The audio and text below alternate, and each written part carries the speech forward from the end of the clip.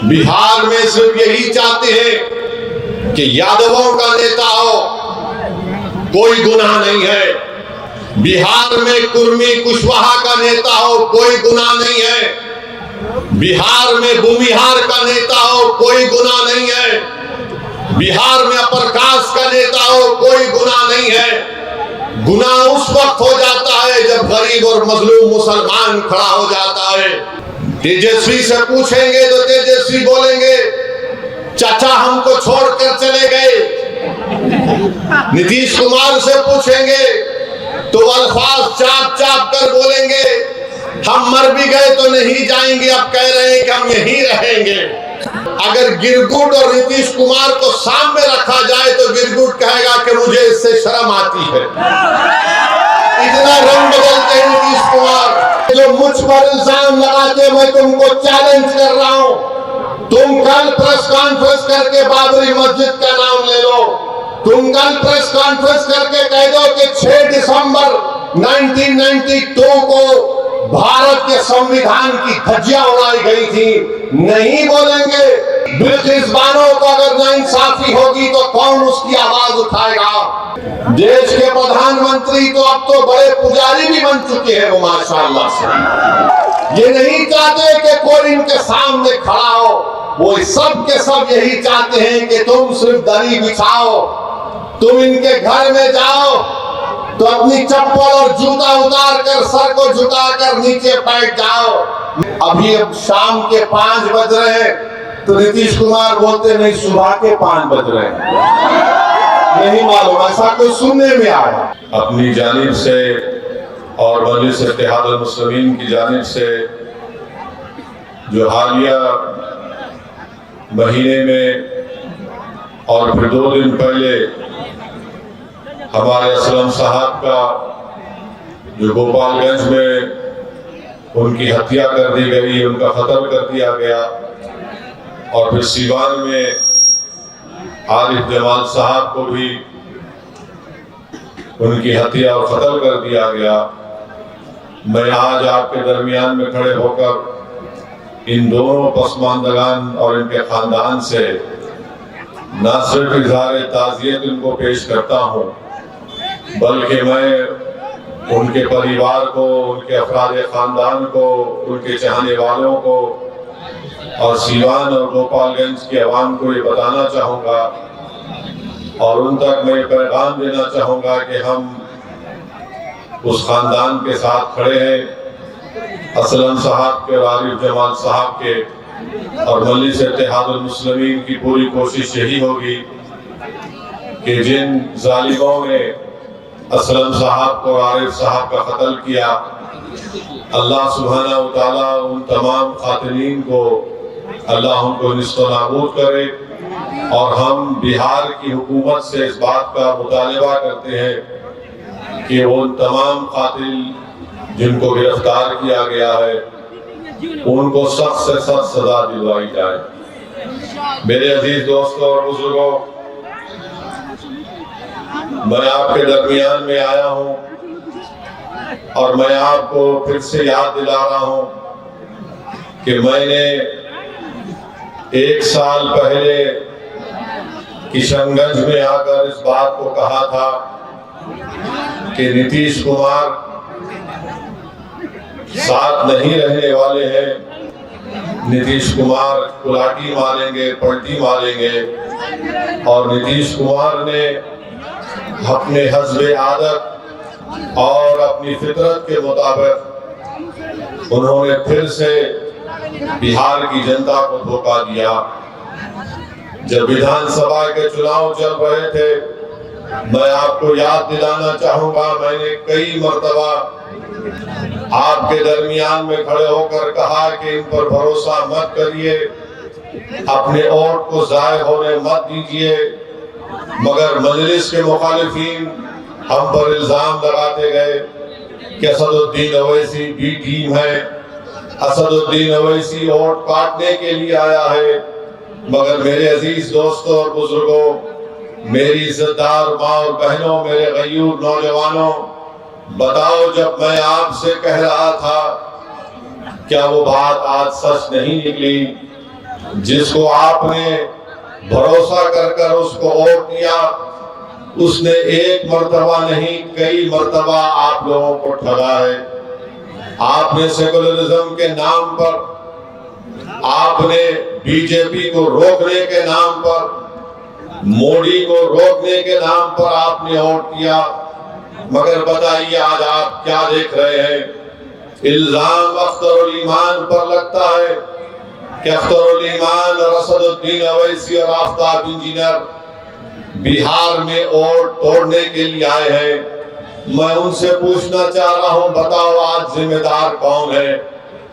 आज जिन्होंने आपका वोट लिया और आपको धोखा नहीं दिया बल्कि आपके पीठ में खंजर घोंपा, आज जो सबके सब खामोश बैठे हैं, इसका जिम्मेदार ना सिर्फ नीतीश कुमार है बल्कि इसका जिम्मेदार तेजस्वी यादव भी है, इसका जिम्मेदार भारत के वजीर आजम नरेंद्र मोदी है। ये तमाम के तमाम तीनों पलटू मास्टर है, बोलते एक है और सत्ता के लिए कुछ भी कर जाते हैं।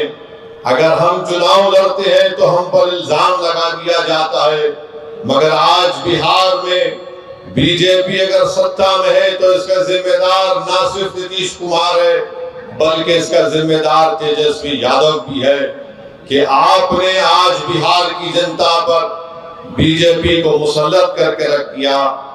आपकी नादानियों और गलतियों की वजह से आज बिहार में आरएसएस मजबूत हो रही है।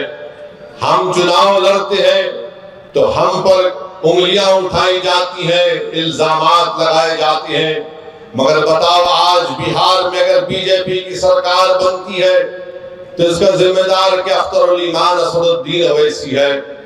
हमारे 4 विधायक को इन्होंने तोड़ लिया। आपने मजलिस के उम्मीदवार को आपने अपने वोट और दुआओं से कामयाब किया। मजलिस के 4 विधायक को तोड़ा, ये बोलकर तोड़ा कि हम बीजेपी को रोकेंगे। बताओ तुमने क्या बीजेपी को रोका? तुम सिर्फ अपनी अना की तस्कीन के लिए तुमने मजलिस के 4 विधायक को तोड़ा। तुम नफरत करते हो कि सीमांचल की सरजमीन से एक गरीब और मजलूमों की एक सियासी लीडरशिप जो बढ़ रही थी, तो तुम ये नहीं चाहते थे कि सीमांचल की जनता से इंसाफ हो। तुम ये जानते थे कि मजलिस ने यहाँ पर सीमांचल की आवाम में एक सियासी इंकलाब को बर्पा कर दिया। तुम ये नहीं बर्दाश्त कर सकते थे कि सीमांचल की जनता से इंसाफ होगा, उनको उनका हक मिलेगा। तो झूठ बोलकर हमारे 4 विधायक को नीतीश कुमार ने और तेजस्वी ने तोड़ा।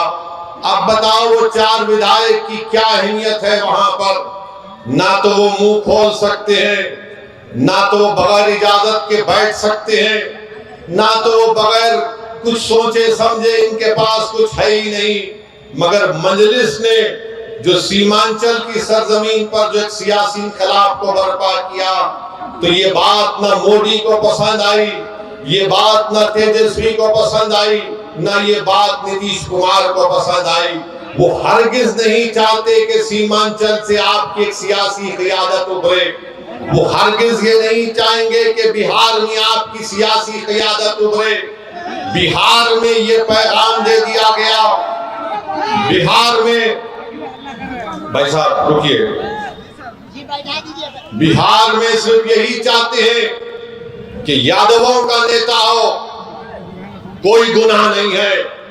बिहार में कुर्मी कुशवाहा का नेता हो, कोई गुनाह नहीं है। बिहार में भूमिहार का नेता हो, कोई गुनाह नहीं है। बिहार में अपर कास्ट का नेता हो, कोई गुनाह नहीं है। गुनाह उस वक्त हो जाता है जब गरीब और मजलूम मुसलमान खड़ा हो जाता है।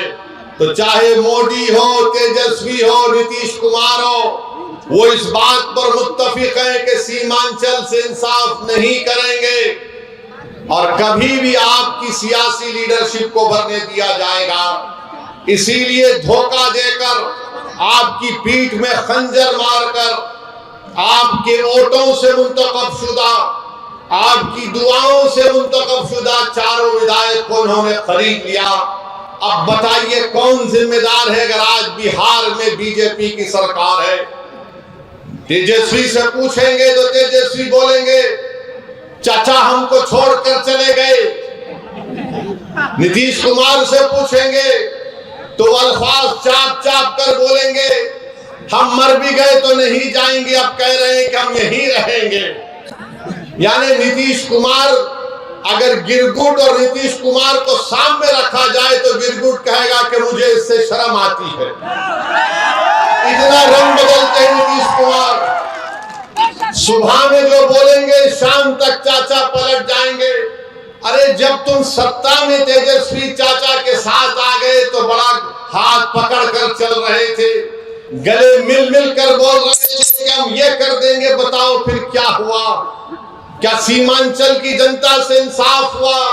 क्या सीमांचल में यहाँ पर आप ही के इस विधानसभा में यहाँ पर 2 अनुमंडल की जरूरत थी, क्या एक अनुमंडल खुला? 10वीं जमात के इम्तिहानात चल रहे, हमारे बच्चों को तकलीफ होती है, यहाँ की जनता को तकलीफ होती है, मगर सिर्फ खेल सत्ता का है और सिर्फ कोशिश यही होगी कि कहीं से भी किधर से भी सीमांचल की जनता से इंसाफ ना हो। मैं पहले भी आपसे कहा और आज फिर कह रहा हूं मेरे भाई, जब तक अल्लाह असदुद्दीन ओवैसी को जिंदा रखेगा मैं सीमांचल की लड़ाई लड़ता था, लड़ रहा हूं और इंशाअल्लाह ताला लड़ता रहूंगा। सीमांचल की आवाज कभी खत्म होने वाली नहीं है।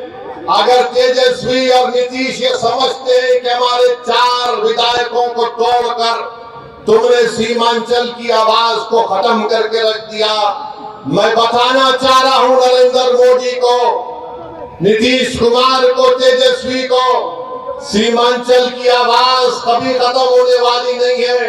तुम तीनों इस बात को सुन लो, जब 2024 के लोकसभा के इलेक्शन होंगे तो इंशाअल्लाह ताला भारत की सबसे बड़ी पंचायत लोकसभा में सीमांचल की जनता अपने इंसाफ के लिए, अपने मान और सम्मान के लिए, अपनी गीरत के लिए सीमांचल की जनता इंशाअल्लाह ताला अख्तरुल ईमान को यहां से अपना एमपी बनाकर लोकसभा में बुलाएगी और अख्तरुल ईमान सीमांचल जिंदाबाद का नारा लगाएगा, लोकसभा में सीमांचल के इंसाफ की बात करेगा।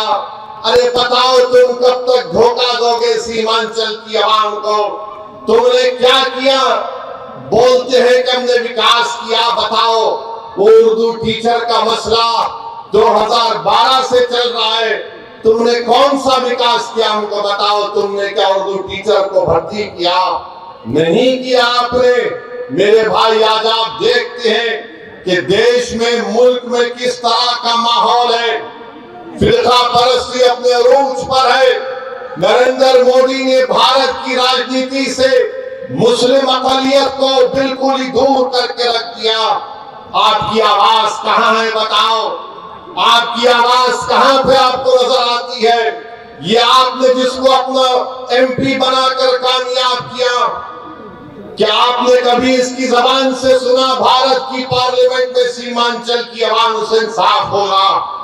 क्या तुमने कभी सुना कि इसने कभी पार्लियामेंट में उठकर एक लफ्ज कहा बाबरी मस्जिद का? अरे जो मुझ पर इल्जाम लगाते, मैं तुमको चैलेंज कर रहा हूं, तुम कल प्रेस कॉन्फ्रेंस करके बाबरी मस्जिद का नाम ले लो।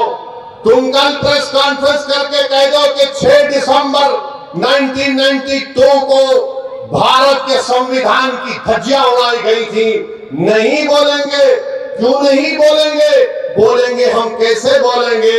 अगर हम बोलेंगे तो हमको इनका वोट नहीं मिलेगा, उनका वोट नहीं मिलेगा। अरे बताओ, जब चुनाव आ जाते हैं तो हमारे गली कूचों में, हमारे गांव में, हमारे घर पर आकर हमसे कहते हैं कि सेकुलरिज्म को जिंदा रखने के लिए आप हमको वोट दो। मैं आपसे पूछना चाह रहा हूं मेरे अजीज दोस्तों, मेरी इज्जतदार माँ और बहनों, बताओ अगर नीतीश कुमार का नाम असदुद्दीन ओवैसी होता तो तुम क्या करते? नीतीश कुमार की जगह असदुद्दीन ओवैसी ये काम करता तो इस तमाम के तमाम खड़े हो जाते। ये तमाम के तमाम ये कहते हैं कि अगर ये मर जाए तो कब्रिस्तान में इसको जगह मत दो। मगर उसका नाम नीतीश कुमार है, तो तुम अपनी जबानें बंद कर बैठते हो।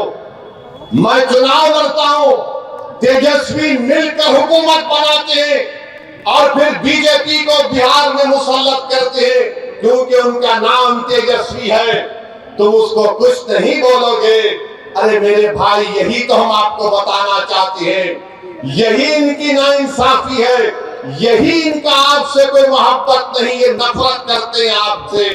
इसीलिए हम आपसे अदबन गुजारिश करने आए हैं कि आप इस बार आने वाले लोकसभा के चुनाव में अपने वोट का सही इस्तेमाल करिए, अपनी लीडरशिप को बनाइए।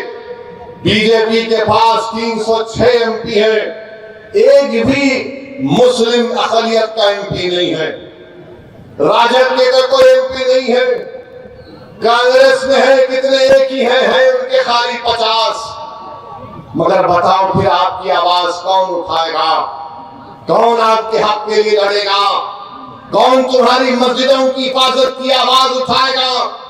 कौन तुम्हारी शरीयत की मदाखलत के अगर होगी तो उसके खिलाफ खड़ा हो जाएगा? कौन अगर किसी बिल्किसबानों को अगर नाइंसाफी होगी तो कौन उसकी आवाज उठाएगा? कौन सीमांचल की लड़ाई लड़ेगा? याद रखो, सीमांचल की यह लड़ाई अख्तरुल ईमान से हटकर कोई नहीं लड़ सकता। मैं जिम्मेदारी के साथ आपसे कह रहा हूं, अगर आप मुत्तहिदा तौर पर अपने वोट का इस्तेमाल करेंगे तो इंशाअल्लाह ताला यकीनन किशनगंज से मजलिस इत्तेहादुल मुस्लिमीन का उम्मीदवार आपके दुआ और वोटों से यहां से मेंबर ऑफ पार्लियामेंट बनकर इंशाअल्लाह ताला जाएगा। बीजेपी अब खुलकर कह रही है, देश के प्रधानमंत्री तो अब तो बड़े पुजारी भी बन चुके हैं। वो माशाअल्लाह से हर चीज वो कर लेते हैं। माने कहां कहां आप देखते हैं, अब वो कह रहे हैं कि 370 सीट पर जीतेंगे। मेरे भाई, क्या ये नाम निहाद सेकुलर पार्टियां रोक पाएंगी बीजेपी को? क्या ये रोक पाए 2014 में? मैं जब सवाल करता हूं 2014 में हमारे कितने पार्लियामेंट की सीट लड़े? 2 लड़े। 2019 में हम 3 लड़े। भारत की पार्लियामेंट में 540 लोकसभा की सीटें हैं, मगर हर एक की जबान पर क्या होता? ओवैसी है, ओवैसी खड़ा हो गया। इनको मेरे इलेक्शन लड़ने से ज्यादा इस बात का इनको डर है कि ये आज खड़ा हो रहा है तो कल ये हजारों लाखों को हमारे खिलाफ खड़ा कर देगा। इसीलिए इनको डर होता है। ये नहीं चाहते कि कोई इनके सामने खड़ा हो।